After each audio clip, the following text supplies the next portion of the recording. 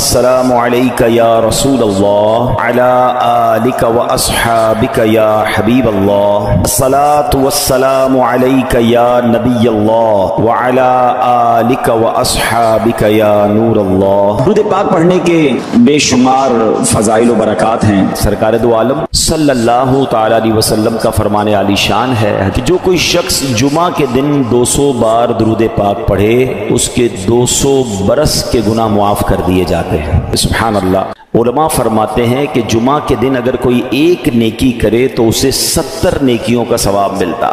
ہمیں اس دن تلاش کر کر کے نیکیاں کرنی چاہیے، درود پاک پڑھیں، تلاوت قرآن کریں، ہو سکے تو جمعہ کے دن سورہ یاسین پڑھیں۔ صلو علی الحبیب صلی اللہ تعالی علی محمد صلی اللہ علیہ وسلم۔ نبی پاک صلی اللہ تعالی علیہ وسلم کا فرمان ہے جس کا مضمون ہے کہ مرنے کے بعد بندے کا اعمال نامہ منقطع ہو جاتا ہے، ڈسکنیکٹ ہو جاتا ہے۔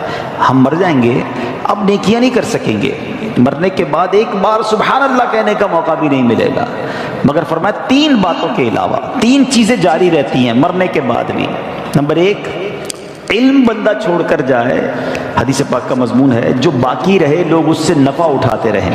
تو علماء کتابیں لکھ کر جاتے ہیں، طلباء چھوڑ کر جاتے ہیں، پھر پیچھے علم چلتا رہتا ہے اور ان کو قبر میں ثواب کا تحفہ ملتا ہے۔ دوسرا فرمایا صدقہ جاریہ، بندہ زندگی میں کوئی ایسا کام کر جائے، صدقہ جاریہ والے، مسجد بنا دی، مدرسہ بنا دیا، کنواں کھدوا دیا، درخت لگا دیا، بہت سارے ایسے کام ہیں جو جاری رہتے ہیں، تو بندہ دنیا سے چلا جائے گا، وہ نیکی چلتی رہے گی، اسے قبر میں ثواب ملتا رہے گا۔ تیسری بات نبی پاک علیہ الصلوۃ والسلام نے فرمائی وہ یہ ہے کہ جب نیک اولاد ہو اور وہ مرنے کے بعد والدین کے لیے دعائے مغفرت کرے، ایصال ثواب کرے، تو مرنے کے بعد والد کو یا اس کی والدہ کو قبر میں اس کا ثواب ملتا ہے۔ سبحان اللہ۔ اور پھر اولاد حافظ قرآن ہو، اللہ اکبر۔ حفظ قرآن کے فضائل اس قدر بیان ہوئے، احادیث کا مضمون ہے کہ جو حافظ قرآن ہوتا ہے نا، وہ حافظ قرآن جس نے قرآن کو یاد کیا، اس کے حلال کو حلال جانا، اس کے حرام کو حرام جانا، بروز قیامت وہ اپنے گھر والوں میں سے ایسے 10 لوگوں کی شفاعت کرے گا جن پر گناہوں کی وجہ سے جہنم واجب ہو چکا تھا۔ اتنے گناہ ہو گئے تھے کہ جہنمی بن گئے تھے، مگر حافظ قرآن ایسے 10 لوگوں کو گویا جہنم سے نکال کر جنت میں لے جائے گا۔ قیامت کے دن جنہوں نے قرآن حفظ کیا ہوگا، قرآن پڑھا ہوگا، ان کے والدین کو جنتی لباس پہنایا جائے گا، جنت کا تاج پہنایا جائے گا۔ وہ پوچھیں گے یا اللہ یہ عزت، یہ اکرام کس وجہ سے؟ فرمایا جائے گا تمہاری اولاد کے قرآن کو تھامنے کی وجہ سے۔ اپنے بچوں کو عالم بنائیں، اپنے بچوں کو حافظ قرآن بنائیں۔ نبی پاک علیہ السلام کا فرمان عالی شان ہے، جو شخص اپنے بیٹے کو ناظرہ قرآن کریم سکھائے اس کے سب اگلے پچھلے گناہ بخش دیے جاتے ہیں، اور جس نے اپنے بچے کو بغیر دیکھے پڑھنا سکھایا تو اللہ تعالیٰ اس باپ کو 14ویں رات کے چاند کی مانند اٹھائے گا اور اس کے بیٹے سے کہا جائے گا پڑھ۔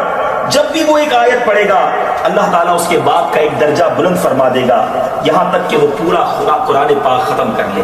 سبحان اللہ۔ بچے کو قرآن سکھانا کس قدر فضیلت کا باعث ہے۔ آج نارملی ہم یونیورسٹیز، کالجز اور دنیا بھر کی تعلیم سکھانے کی فکر تو کرتے ہیں، اے میرے میٹھے اسلامی بھائیوں، کیا اپنے بچوں کو قرآن پڑھانے کی ہمیں فکر ہے؟ دنیا بھر میں جہاں کہیں ہیں، دعوت اسلامی کے مدنی ماحول میں قرآن پاک سیکھنے سکھانے کا بڑا زبردست طریقہ موجود ہے، سسٹم موجود ہے۔ خود بھی قرآن پڑھیے اور اپنے بچوں کو بھی قرآن پاک کی تعلیم دیجیے۔ اللہ تعالی ہم سب کے دلوں کو نور قرآن سے منور فرمائے۔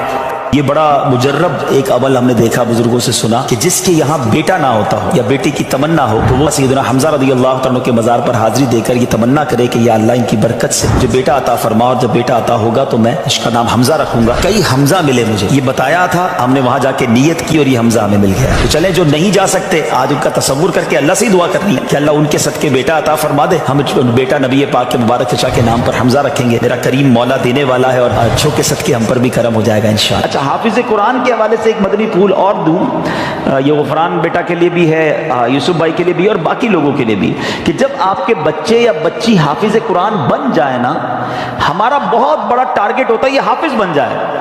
میرے حساب سے حافظ بنانا آسان ہے، حافظ برقرار رکھنا مشکل ہے۔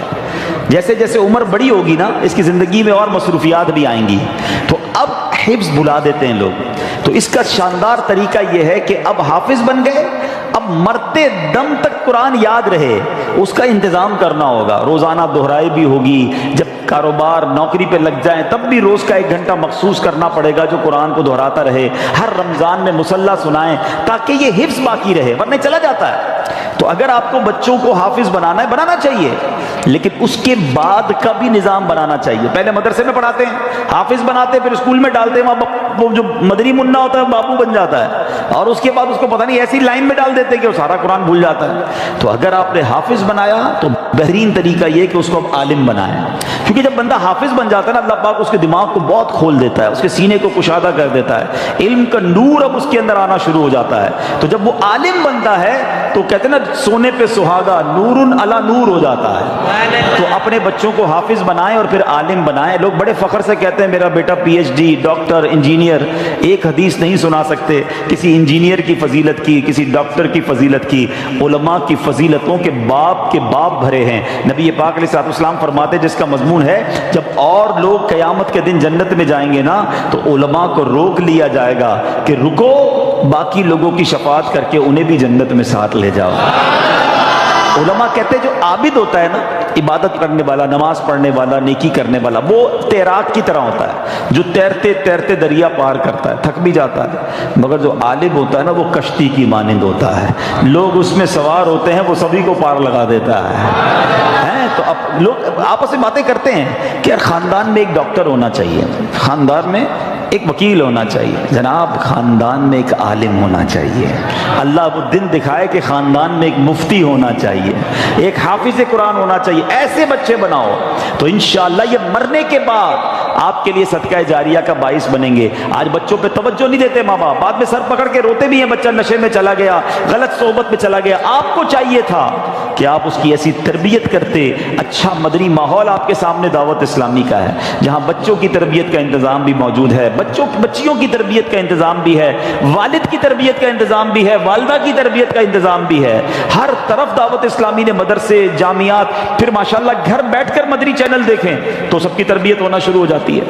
تو یہ سوچ لینا آپ کہ ہمارے مرنے کے بعد ہماری اولاد اگر نیک ہوئی نا تو وہ کام آئے گی۔ وہ روایت سنی نا آپ نے کہ حضرت عیسیٰ علیہ السلام ایک بار ایک قبر کے پاس سے گزرے، اس قبر پر عذاب ہو رہا تھا، تھوڑے عرصے بعد واپس آئے، اسی قبر کے پاس سے گزرے تو اس میں انوار و تجلیات کی بارش۔